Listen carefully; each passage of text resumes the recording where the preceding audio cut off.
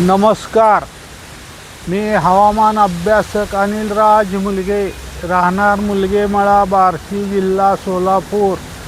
दिनांक 21 ऑगस्ट. मित्रांनो, मी पूर्वी दिलेल्या तारखेदरम्यान म्हणजे दिनांक 24 ते 28 ऑगस्ट या दरम्यान विदर्भ विभागात, मराठवाडा विभागातील काल दिलेल्या जिल्ह्यात तसेच राज्याच्या पश्चिम भागात पाऊस पडण्याची शक्यता राहील. हा पाऊस काही ठिकाणी रिमझिम तर काही ठिकाणी हलका ते मध्यम तर काही ठिकाणी मध्यम ते मुसळधार पडण्याची शक्यता राहील. वातावरणातील बदलामुळे यामध्ये अजून काही विभागात 1 ते 2 दिवस वाढ होण्याची शक्यता राहील. हा पाऊस सर्व दूर एकसारखा पडण्याची शक्यता कमी राहील. हा पाऊस भाग सुटत पडण्याची शक्यता राहील. राज्याच्या इतर भागात स्थानिक वातावरणानुसार तुरळक ते हलका पाऊस पडण्याची शक्यता राहील. हा अंदाज चालू हवामानावर दिला असून वातावरणातील बदलामुळे यामध्ये बदल अपेक्षित राहील.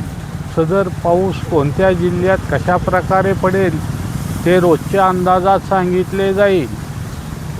तसेच महत्त्वाचे, राज्यात उद्या बऱ्याच जिल्ह्यात कुठे तुरळक ते हलका तर कुठे हलका ते मध्यम पावसाची शक्यता राहील.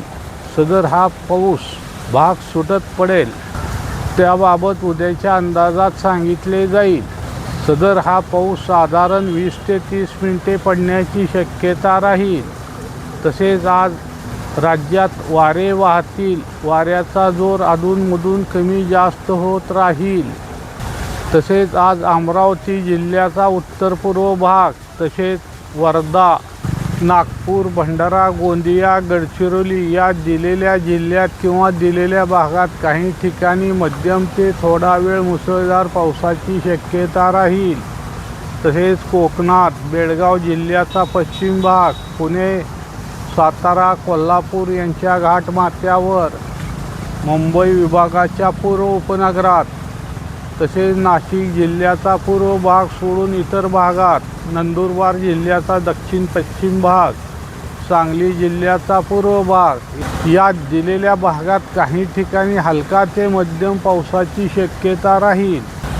तसेच पावसासंबंधी दिलेले जिल्हे किंवा दिलेले भाग सोडून राज्याच्या इतर भागात काही तुरळक ठिकाणी स्थानिक वातावरण तयार झाले तर त्या मर्यादित भागापुरता थोडा वेळ तुरळक ते हलक्या पावसाची शक्यता राहील.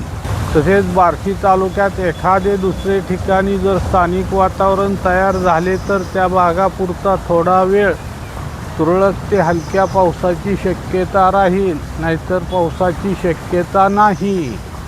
तसेच बरेच शेतकरी मित्र विचारणा करत आहेत की आमच्या गावात कधी पाऊस पडेल. त्या सर्वांना सांगू इच्छितो की सध्या वातावरण सर्व दूर एकसारखा पाऊस पडण्यायोग्य नसून स्थानिक वातावरणानुसार 15 ते 20 मिनिटे पाऊस पडताना पाहायस मिळत आहे.